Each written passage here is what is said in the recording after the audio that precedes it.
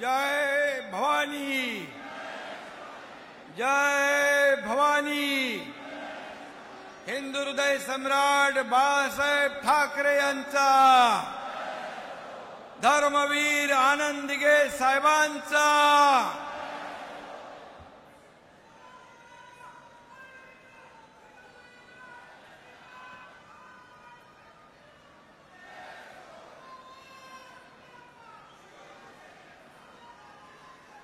व्यासपीठावर उपस्थित शिवसेनेचे ज्येष्ठ नेते रामदासभाई कदम, आपले दुसरे ज्येष्ठ नेते गजाभाऊ कीर्तीकर, शिवसेनेचे नेते आनंदराव अडसूळजी, व्यासपीठावरील सर्व उपस्थित अन्य नेते, माझे सहकारी मंत्री, खासदार, आमदार, सर्व शिवसेनेचे पदाधिकारी आणि उपस्थित सर्व जिल्हा प्रमुख आणि सर्व कार्यकर्ते, पदाधिकारी, शिवसैनिक बांधव, भगिनी आणि माझ्या तमाम लाडक्या बहिणींनो, लाडक्या भावांनो,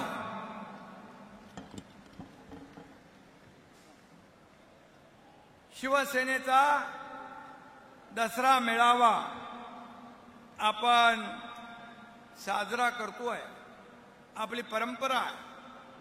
परंतु यावेळेस बळीराजा संकटात आहे. त्यामुळे यंदाचा दसरा मेळावा आपण ठरवलं की मराठवाड्यामध्ये अन्य अनेक ठिकाणी आपला बळीराजा संकटात आहे, आपत्ती आहे. आणि म्हणून अशा परिस्थितीमध्ये ज्या ज्या ठिकाणी पूर परिस्थिती निर्माण झाली आहे त्या त्या ठिकाणच्या पदाधिकारी आणि कार्यकर्त्यांना मी सांगितलं, तुम्ही आपापल्या भागात शेतकऱ्यांना, बळीराजाला मदतीचा हात देण्यासाठी तिकडे थांबा. त्यांचा दसरा तुम्ही साजरा करा आणि आपण मुंबई आणि ठाण्यापुरता हा दसरा मेळावा मर्यादित केला. खरं म्हणजे आज आपण पाहतोय की बळीराजा संकटात आहे. बळीराजाच्या डोळ्यात अश्रू आहे. त्याचं दुःख मोठं आहे.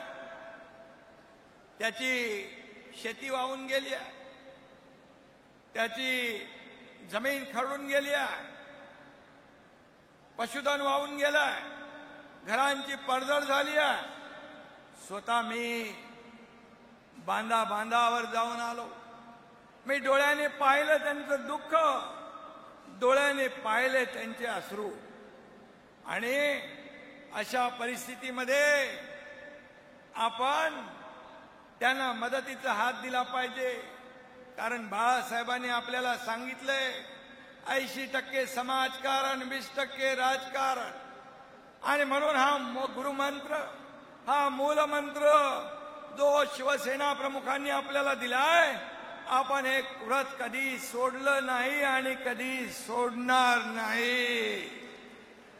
आणि म्हणून यावेळेस आपण पाहिलं की अनेक शिवसैनिक तिकडे मदत करतायत,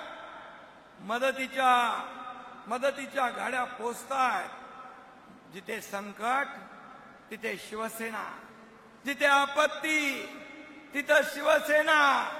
आणि मगाशी गुलाबरावनी सांगितलं की जिथे संकट, इर्षाळवाडीचं उदाहरण त्यांनी दिलं, जिथे संकट तिथे हा तुमचा एकनाथ शिंदे धावून गेल्याशिवाय राहणार नाही. हे आपलं धोरण आहे. आणि म्हणून आपण मदतीचं धोरण हे शिवसेनेचं धोरण आहे. जेव्हा जेव्हा आपत्ती येते तेव्हा तेव्हा त्यांच्या मदतीला धावून जाण्याचं काम शिवसेना करते. हे आपली जबाबदारी आहे. खरं म्हणजे महापुरामुळे बळीराजा पूर्ण कोलमडून गेला आहे, परंतु आपण सर्व त्याच्या पाठीशी उभे आहोत. आपण त्याच्या मागे आहोत.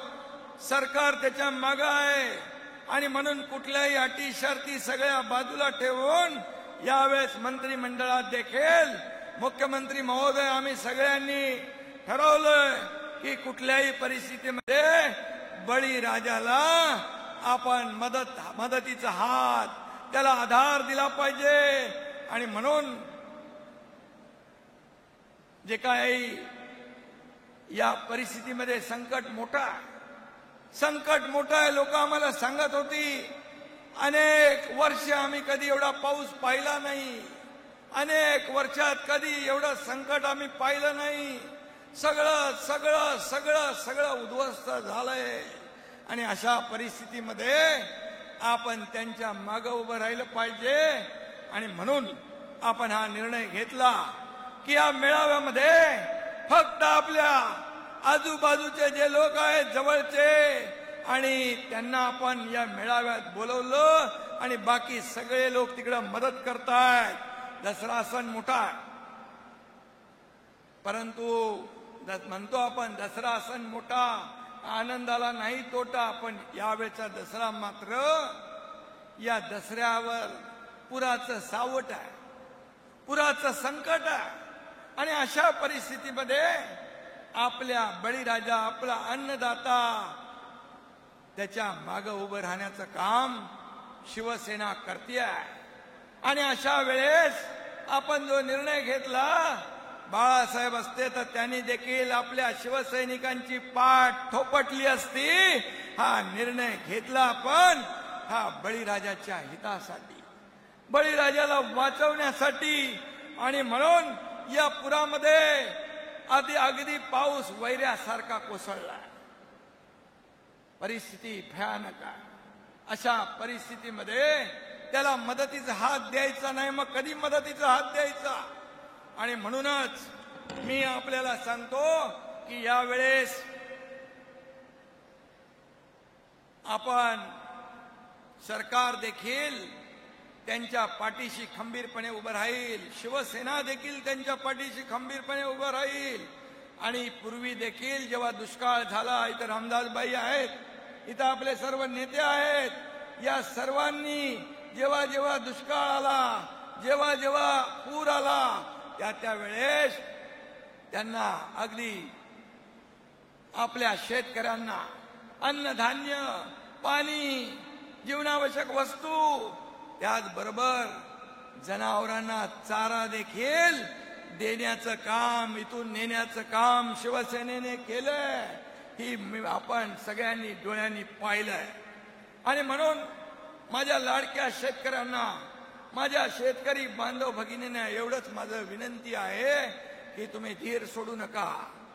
तुमचे भाऊ इकडे आहेत, धीर सोडू नका, टोकाचं पाऊल उचलू नका.